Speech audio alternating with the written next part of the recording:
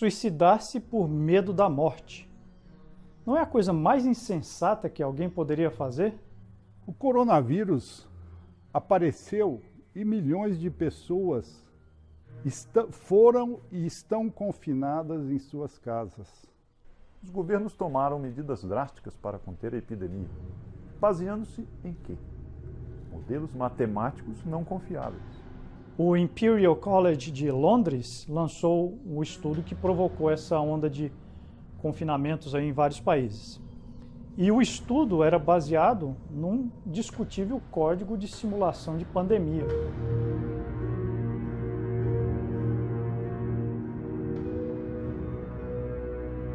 Depois, a Universidade de Bonn, na Alemanha, divulgou um estudo contestando as projeções iniciais da letalidade da pandemia.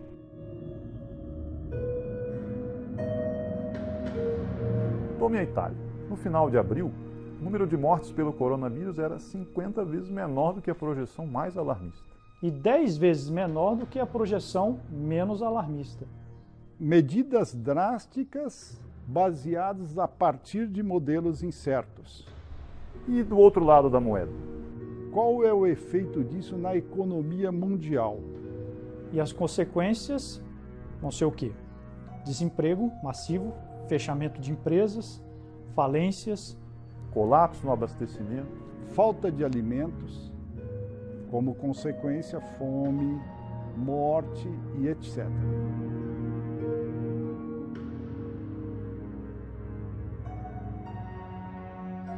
Vai ter mais mortos pela fome do que pelo Covid-19.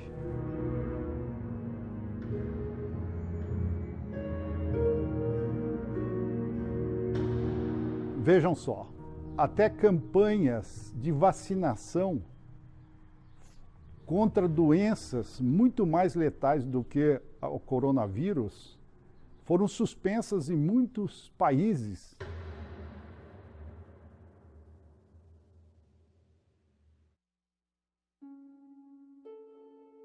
Estamos nos matando por medo dessa pandemia, por medo desse vírus. Isso não é lógico, não tem bom senso. E quem se beneficia desse suicídio coletivo? Basta ver aí o que está nos jornais. Tem várias correntes fazendo suas declarações e não é difícil ver quais são as intenções delas. Os ecologistas radicais, os promotores de uma governança mundial e a esquerda radical.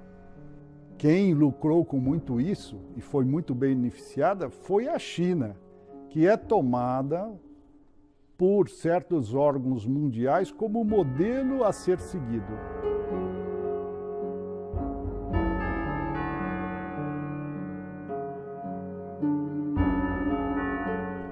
Os ecologistas radicais também querem se aproveitar da situação para impor sua agenda verde.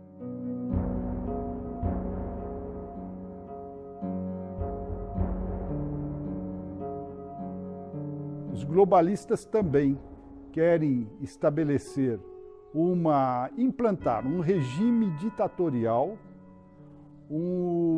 aproveitando a crise para colocar um controle estatal em todos os países.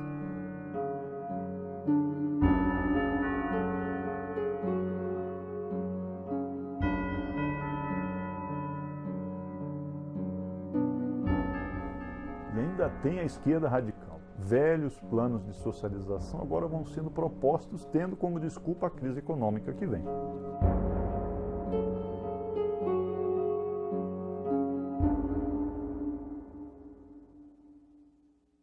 Tem gente até aí lançando teses como a do salário universal.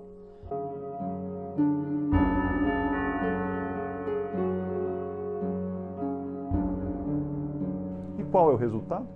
Fracasso econômico e social que aconteceu nos países socialistas. Para essas pessoas, essa medida seria um meio de emancipação, de tornar os homens iguais. Um igualitarismo generalizado. Entendam bem, um igualitarismo dentro da pobreza e não dentro da riqueza.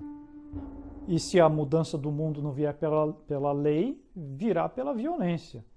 Violência feita pelos cabeças quentes aí, como Por exemplo, aconteceu na França com o pessoal dos coletes amarelos. E mesmo nas manifestações do Chile de 2019.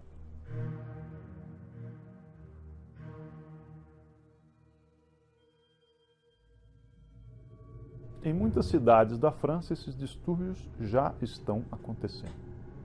E essas correntes dos ecologistas, dos globalistas, dos esquerdistas, eles dizem que nada voltará a ser como antes. E dizem com segurança. A mídia vem desempenhando um papel fundamental para que todos aceitem esse mundo novo que vem inevitavelmente. E o pânico da epidemia faz com que as pessoas aceitem a mudança.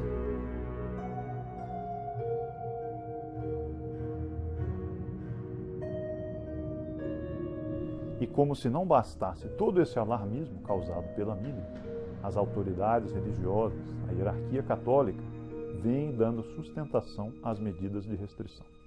E pela primeira vez em séculos, não houve as celebrações da Semana Santa. E diante desse medo, desse pânico coletivo, muita gente está disposta agora a se submeter às imposições dos governos, as que já foram estabelecidas e outras que possam ser propostas. Tem gente disposta a se submeter ao controle estatal através até de aplicativos nos celulares.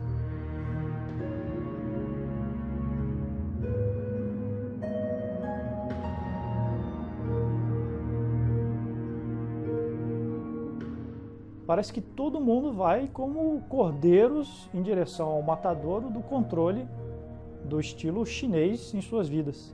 São vítimas de uma baldeação ideológica sem precedentes na história. E como nós devemos ver esse fenômeno de manipulação psicológica das massas? Plínio Corrêa de Oliveira fez uma previsão impressionante disso na década de 60. Quer dizer, como manipular e predispor pessoas em direção a uma determinada posição ideológica sem que elas percebam. Esse processo foi descrito por ele no livro Baldeação Ideológica Inadvertida e Diálogo. Foi o que aconteceu com a mudança, por exemplo, com a mudança dos movimentos da ação católica dos anos 30 e 40 do século XX, em direção à teologia da libertação. Algumas palavras talismã com uma carga emocional muito grande são lançadas para favorecer a mudança psicológica. No caso de agora, temos expressões como solidariedade global, proteção inclusiva, salário universal, conversão ecológica. Diante do medo, as pessoas vão aos poucos aceitando as novas ideias. E tudo isso não teria o efeito desejado se, infelizmente, para nossa perplexidade enquanto católicos, nós vemos a complacência do Vaticano com relação a isso, que vai se alinhando cada vez mais com o ecologismo radical, com a esquerda e com os globalistas. Muitas declarações do Papa Francisco vão nessa direção.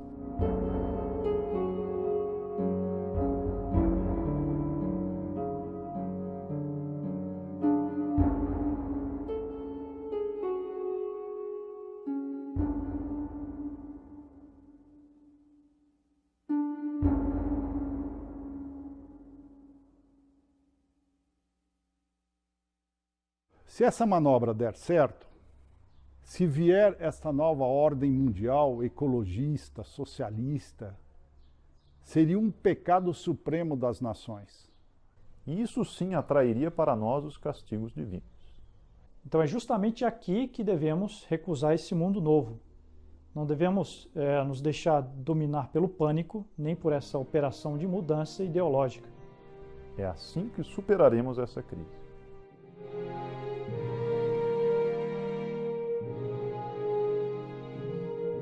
O que está em jogo não é apenas um modelo econômico ou social, mas uma civilização, ou o que resta dela, pelo menos. Uma civilização que é nascida do sangue precioso de nosso Senhor Jesus Cristo, é a civilização cristã. Nesse momento histórico, nós não podemos nos omitir diante dessa enorme manobra de baldeação ideológica e de engenharia social.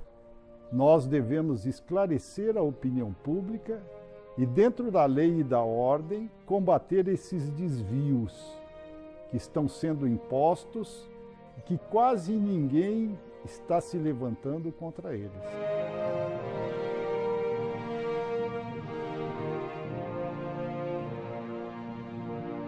Se nós agirmos assim, podemos confiar na graça de Deus, que nunca falta para aqueles que lutam por Ele. E Nossa Senhora em Fátima disse que viria uma época de castigos, quando nações inteiras desapareceriam. Mas no fim, ela prometeu que ela triunfaria. E é com essa certeza, ao mesmo tempo combatendo esses erros, que podemos superar essa crise. É nossa obrigação na defesa da civilização cristã nascida do sangue precioso de nosso Senhor Jesus Cristo.